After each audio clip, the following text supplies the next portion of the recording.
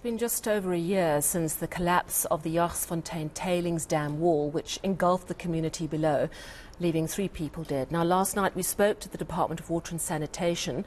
They are handing over documentation to the National Prosecuting Authority with a view to potentially charging the owners of the mine. But on the ground, progress to restore the community is slow. Let's speak to Jagersfontein Developers spokesperson Billy Bilankulu, who joins us in studio now. Mr. Bilankulu, thank you so much for your time. Jagersfontein Developers has owned the diamond tailings facility since 2011, I understand. Why was this tailings dam never registered with the Department of Water and Sanitation? The registration of the dam, as per the requirements of DWS, is that you need to be at a certain level for you to be registered by the department. And I think, as Mr. Wali said yesterday, the department themselves, they need to come and do an assessment and then give us an indication to say, does our tailing dam qualify to be a risk registered? Well, it obviously was a risk. And he said that you guys were not at all proactive. They had to pick up that there was a tailings dam there. And it was only registered 5 months before the collapse. So why didn't Jagersfontein Development take the initiative and say, look, we have a tailings dam, it's reaching the levels at which we have to get it registered? We are continuously regulated. No, so that's not what the department has said to us. No, we are continuously regulated. The Department of Water and Sanitation regulates us on a daily basis. Now you are? No, we've been, even before. Really? Yes. Even 6 months before this accident? Even a year before. Okay, so that's completely in contradiction to what the dam safety spokesperson told us, because he said they would not have realized there was a tailings dam there. And yes, I'm aware that there has to be a level that the tailings dam reaches before. You mean to tell me it is not at that level? Until the department declares so, because it is a competency to do so, not ours. So so what? Did you not ever flag it with them? Did you ask them to come and look? Like I'm saying, they are on site on daily basis. They were not aware of this until 5 months before the accident, they say. No, they say there are 5,600 dams. They don't know where all the dams are. If a mining company doesn't declare it, they don't know. So we generally cannot speak. Okay, so you differ? You disagree Yes. with them there. All right. Now, the other thing the department said is that after the collapse last September, there were 2 compartments. The one compartment collapsed, and that's what flooded the village below. But they've also flagged there's a second compartment, which they did a whole lot of engineering studies, and they realized if that compartment overflowed or collapsed, that would cause massive damage within 10 minutes. They ordered you, he says, to empty that second tailings compartment straight after September last year. And he says you only actually started doing it last month. Why did it take so long? They also clarified that by ordering us to do so, we started immediately.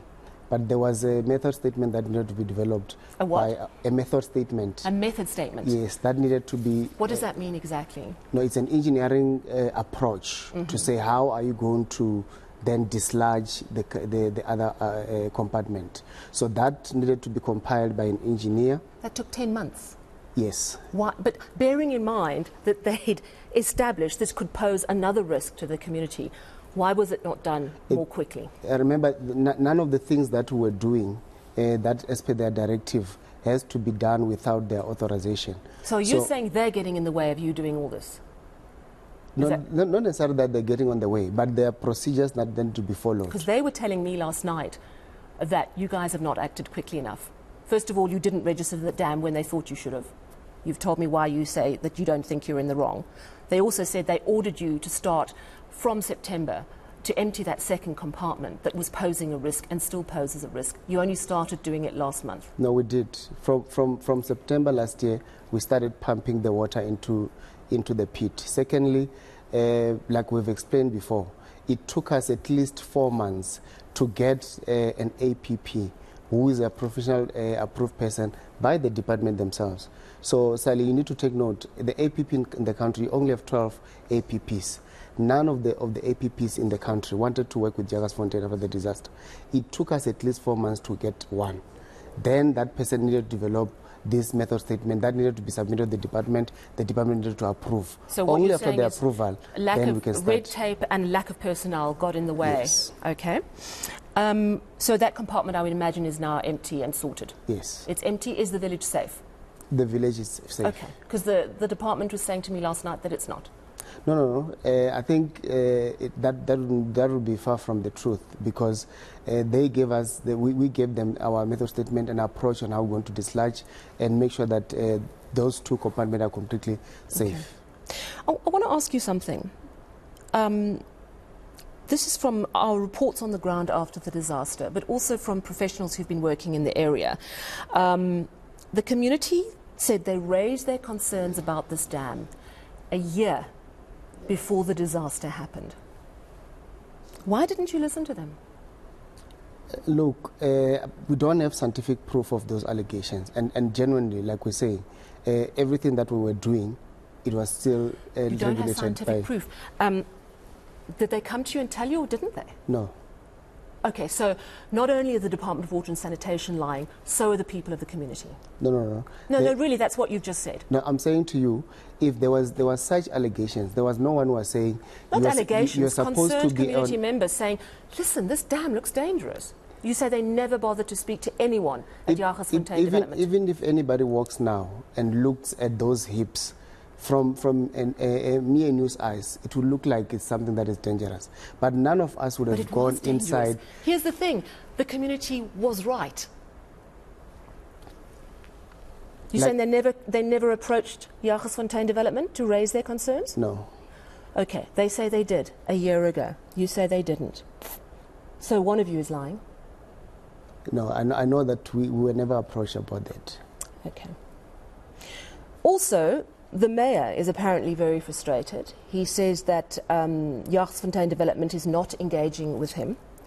Why are you not engaging with the mayor? We are engaging with all stakeholders. Really? All of them. Okay. We have continuous meeting probably every second or third week with the provincial government, with the local mayor, and the national government at times. So there's no point where we've ever had to engage with the community. And personally, I'll speak to say I represent Jagersfontein at all times when we engage with the community. When did you last speak to the mayor? I speak to him every day. So did you speak to him today? I speak to him every day. So what did you say to him today? I speak to him every day. Okay, great. So what was your last conversation about? We speak about all sort of issues. So give me an idea of where things are going at the moment with you and the mayor. In terms of what? Just in terms of the development, because there's concerns about these houses, that they're substandard, that there isn't enough money. Your company's put in 20 million rand for the rebuilding of 130 houses. The community is concerned that they're substandard. A lot of people observing it are concerned that they're substandard. The mayor's not happy. Have you discussed that with the mayor? What have you said to him? We speak about a lot of issues. Right. So tell me, just give me an example of one conversation you've had. We spoke about our involvement in the development of agricultural project that is going to employ young people. That is the latest project that we're dealing with at this point. Right. On Monday, we're together at the candle lighting memorial service. We speak about a whole lot of things. So our involvement beyond the disaster and managing the rehabilitation of Jagersfontein is beyond that. It's our investment back to the community and what we intend to do and what we are planning to do and what we're currently actively doing on the ground. Does your company take full responsibility for the disaster?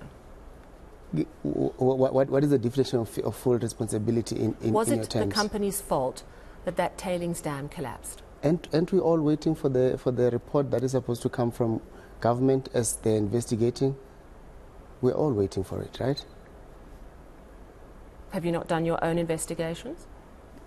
I don't think we are in the right place to do so because there's litigation around this issue. There's a whole lot of issues that relate to that. What do you think?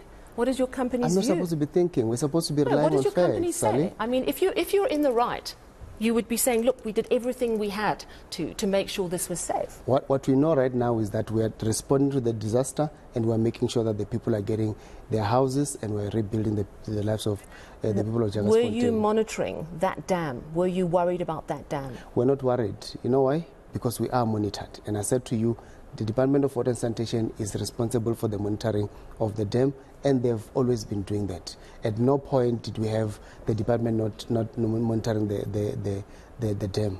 So it's an interesting picture, because what I'm hearing is you have basically denied everyone who says that you're not doing what you're supposed to. You guys are the common denominator. So either there's a huge conspiracy against Jagersfontein Development, or you're flat out lying to me. You tell me what's going on. What is going on is that there was a disaster that happened.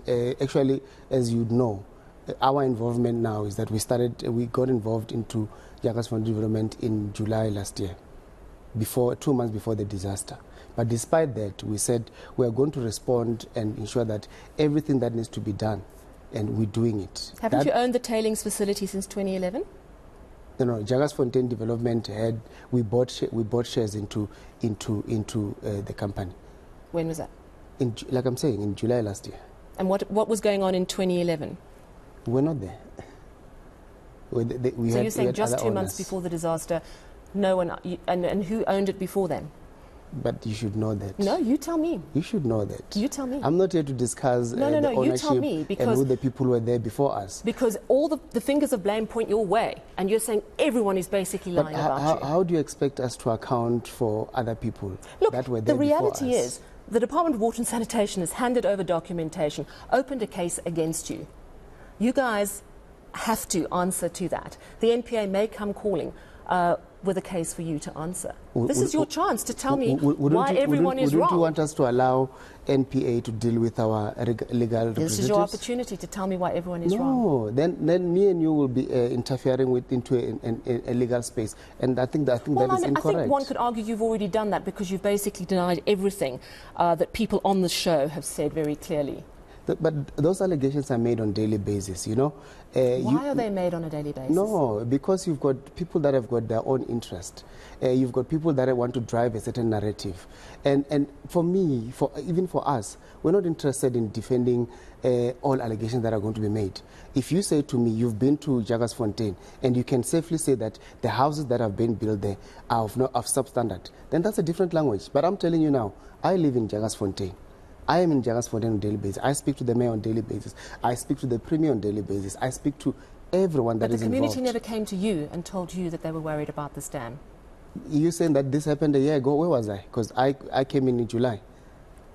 So you want me to respond to something that happened? I would imagine if you come in July, the first thing the community would do would be, oh gosh, please let us show you the dam we're really worried about. You're saying nothing happened. Who of those people ever walked into the dam and saw the dam? No one. You're saying the community didn't speak to you. Okay. No. All right. Let's leave it there. Thank you so much. That is Jagersfontein Developer spokesperson Billy Bilankulu, and he's refuting what the Department of Water and Sanitation is saying. He's also saying that the community did not warn the company and that they only had control of this area 2 months before the disaster.